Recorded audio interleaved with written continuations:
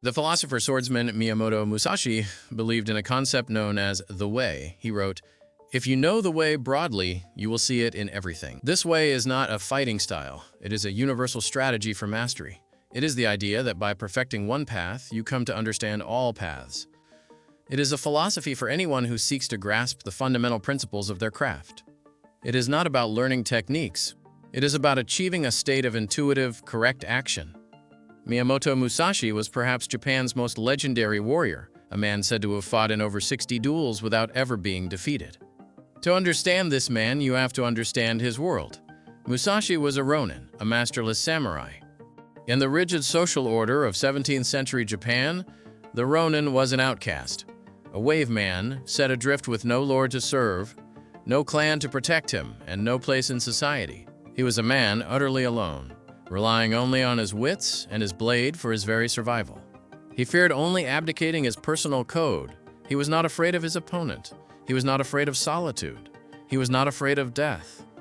In this position, he could have been anything he wanted. The life of a ronin was practically synonymous with that of a mercenary, a brute, a killer for hire. That was what many of them did. Any violent impulse could be followed. But even in these circumstances of constant danger and solitude, Miyamoto Musashi chose a life of discipline. He chose to forge an inner peace in the midst of chaos. He chose the way. And we know this was a true choice because when no one was looking, that is when Musashi was at his best. He left behind two works, the Book of Five Rings and the Dokudo. These are not grand philosophical books.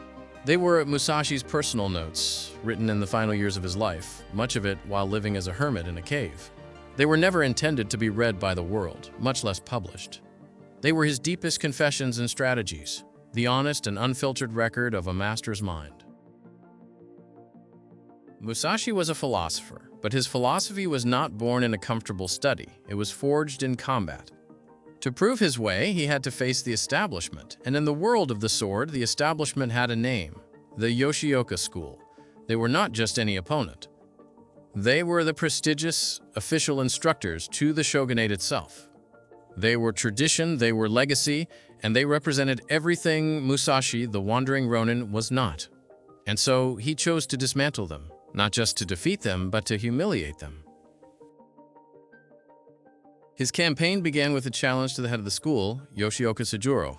For this duel, Musashi arrived late. This wasn't an accident, and it wasn't arrogance. It was the first move in a battle that was fought in the mind. He unsettled Sujuro. He made him angry, and an angry mind is a clumsy mind. The duel was decided with a single blow from Musashi's wooden sword. He didn't just break his opponent's arm, he broke his will. The master of Japan's most famous school was so shamed that he cut off his top knot and retired to become a monk. The family's honor now rested on the brother, Denshichiro, who immediately challenged Musashi to a duel to the death. Again, Musashi arrived late, deliberately provoking the younger brother's rage. An opponent who is consumed by emotion has already lost. Musashi knew this. He weathered the furious storm of attacks until his opponent was exhausted, and then he delivered a single, fatal blow to the head. The second master of the Yoshioka school was dead. Their reputation was in ruins. This was the final test. The Yoshioka clan, now desperate and fighting for their very name, planned a final encounter. But this was not a duel, it was an ambush. They put forward the new head of the clan, a boy of 12, as bait.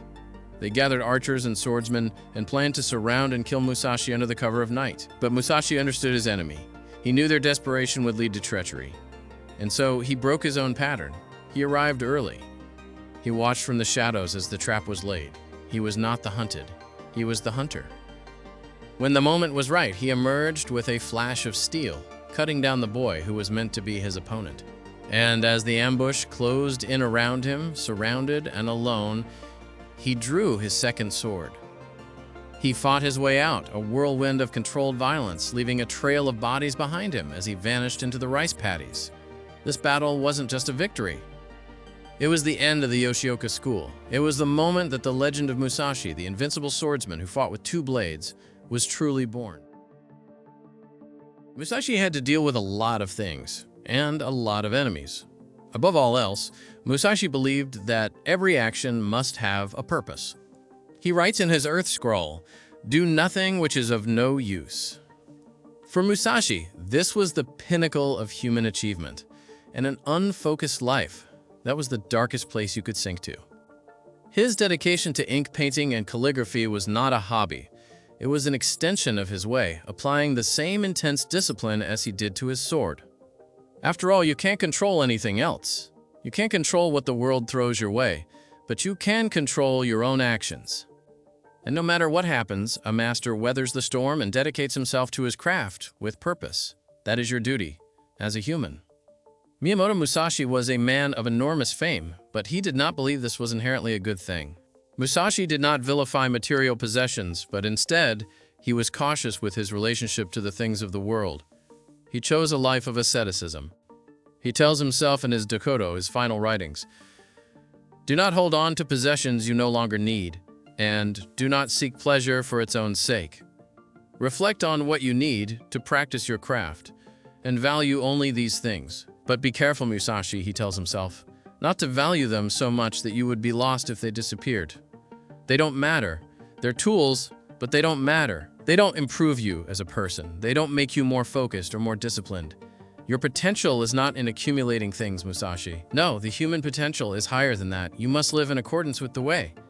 We all go through adversity, and Miyamoto Musashi was no exception. But just like encountering enemies, Musashi realized that encountering adversity is simply part of the human condition. Again, you can only control what you can control. So don't pray for bad things not to happen. That is a fool's errand. Musashi told himself those things are going to happen, and there's positively, absolutely nothing you can do about it. But what you can control, Musashi, is you can control how you react to them. You can achieve a state of mushin, or no mind, a spirit free from the distractions of fear or anger. When that day arrives, don't be sad because something bad happened. Don't feel bad for yourself. Don't mope. Instead, feel fortunate that you have the tools and the spirit to make it through unscathed. Musashi says when these events come, don't complain, act, endure. Miyamoto Musashi spent a lot of his time thinking about death. So much so that it would be impossible to make this video without discussing his opinions on the subject. And his view on death was for a simple purpose. It is a tool. He tells himself time and time again, do not fear death.